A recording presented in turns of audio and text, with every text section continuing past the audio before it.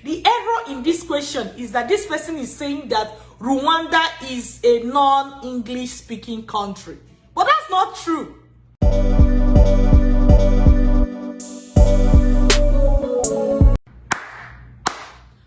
Whoa! Welcome to this particular session. How are you?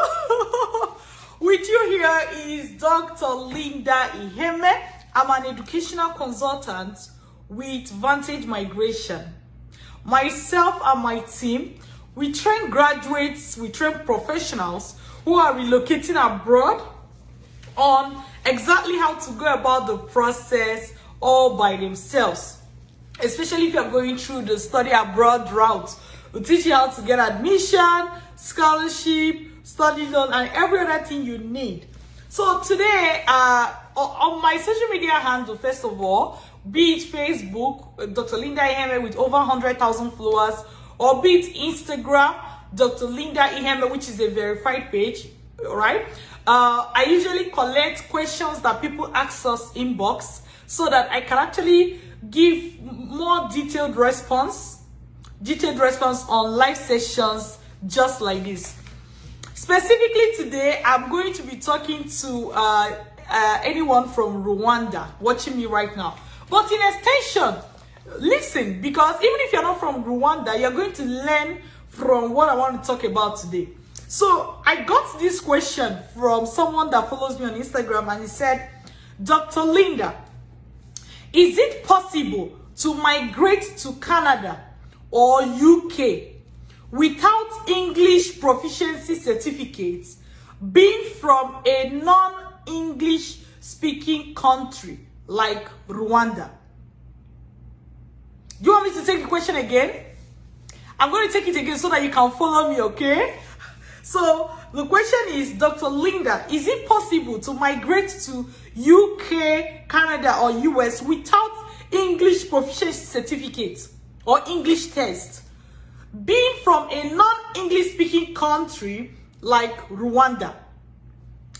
This is the question the person asked. Who can tell me the first error in that question? Who can tell me the question itself has an error, right? And even though you may think about it like, why is this person saying like this? I've seen a lot of people make that same mistake, which was why I chose to bring this question to your notice. What do you think is the first error that the person asking this question made? Tell me, quick. If you're watching me live, if you're watching it as a replay, I'm going to read the response that people are giving to me. I want to take the first 3 responses, okay? And then I'm going to tell you the error as well. But try your luck. What do you think is the error? What do you think is the error someone made from the question that they asked? This person is saying, is it possible to migrate to UK, Canada, or US without English proficiency certificate, being from a non-English speaking country like Rwanda?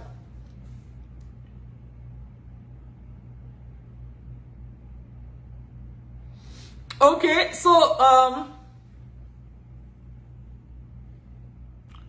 I was trying to see the feedback that people gave, but since I'm not seeing any answer that match my taste, I'm going to go ahead to give you the first error.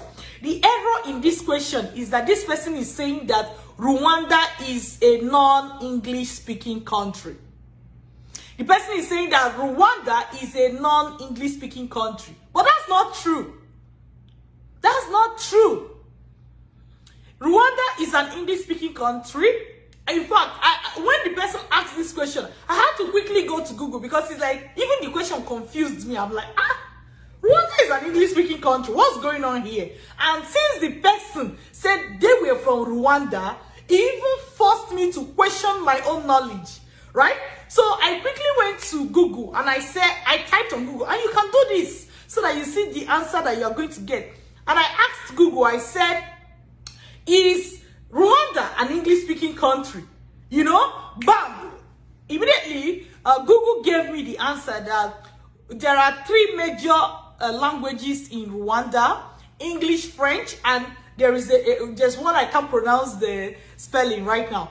You know, I can't pronounce the name right now, but there are 3. So I believe that one is the local language, then French and English. And then Google went on to tell me that actually English is the language of instruction in so many schools in Rwanda. You see, I know for sure that Rwanda is an English-speaking country. It's considered an English-speaking country. The same way in a country like Cameroon official language is French and English. In Canada, for example, our official language is French and English. In Nigeria, the lingua franca, even though there are three major local languages, Igbo, Hausa, Yoruba, the official language in many schools, language of instruction in schools, is what? English. So, why am I saying this is an error? There are many people that feel like their country is not an English-speaking country. Meanwhile, their country is actually considered an English-speaking country worldwide. So, if you're one of those persons, that feel like your country is not an English-speaking country, instead of you to assume, if you ever speak English at all in your country, instead of you to assume that your country is not regarded as an English-speaking country, please ask Google. Ask Google, right? They'll say Google is our friend. Ask Google. It will just help you clarify that honorable ignorance. Do you understand? The same way, the moment I questioned my thoughts, I didn't start looking for a consultant in Rwanda to ask. I just asked Google. All right? So, many African countries are considered English-speaking country worldwide. Rwanda is one of them.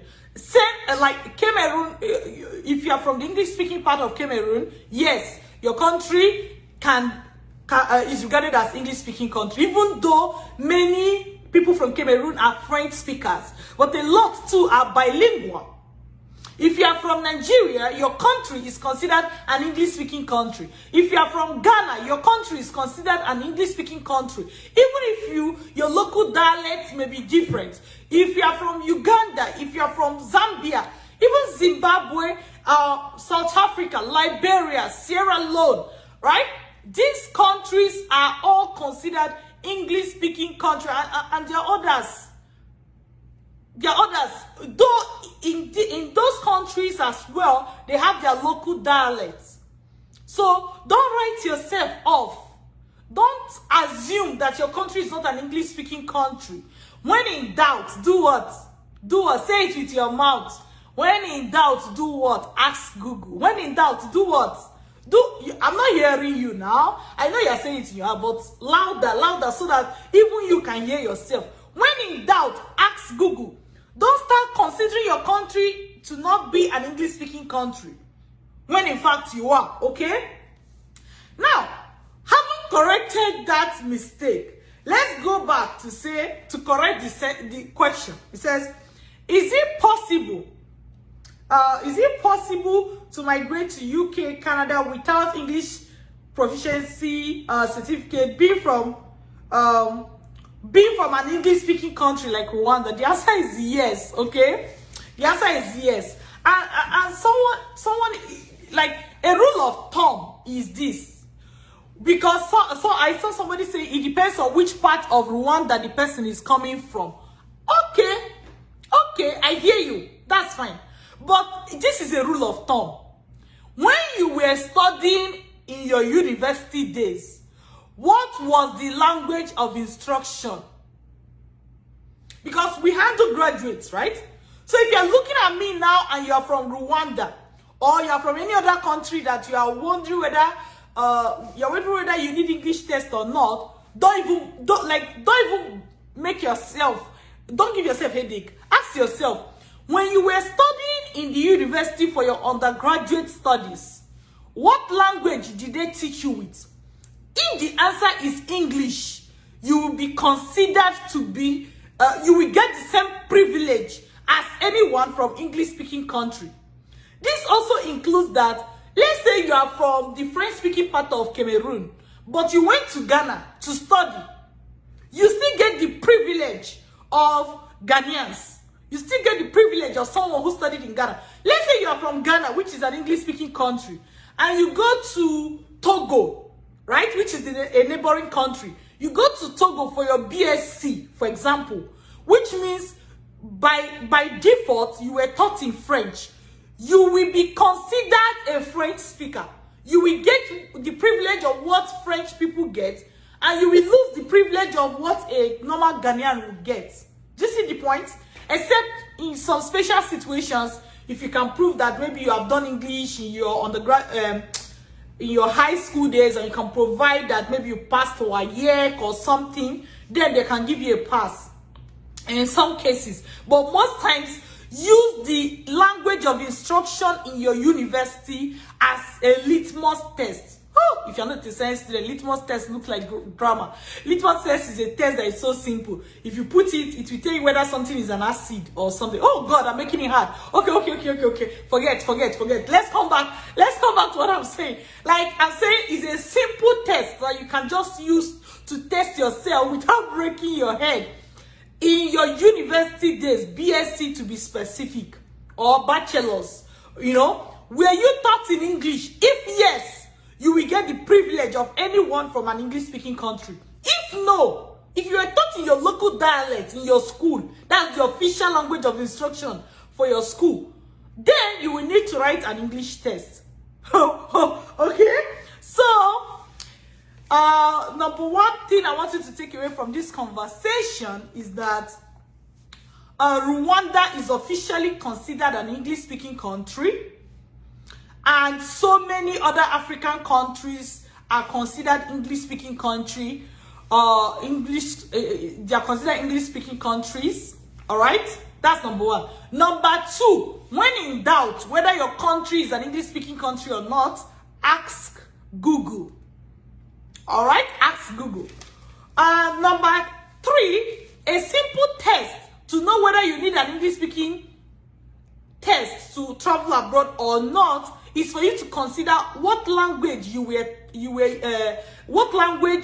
taught in during your university days, during your bachelor's degree days. Okay, if you were taught in English, you will get the privileges of anyone from an English-speaking country. If you are taught in another language during your university bachelor's days, then you will not get the privileges of anyone from an English-speaking country.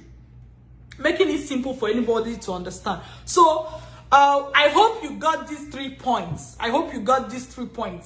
So, please do your best to make sure that you don't count yourself out.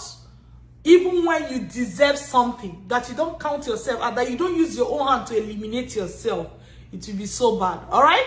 So, take good care of yourself till I see you again. Once again, my name is Dr. Linda Iheme. I'm an educational consultant with Vantage Migration.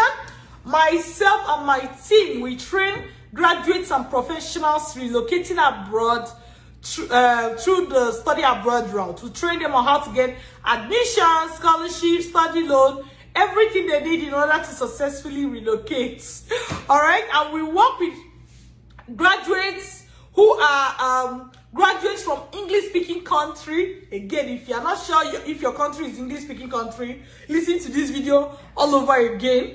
We work with people from English-speaking country who are relocating to English-speaking, who are relocating to high-income countries like UK, US, Canada, Australia, Germany, and all other high-income countries out there. I've had students go to Poland, go to Sweden, go to Switzerland, go to New Zealand, go to Ireland, So the choice is yours.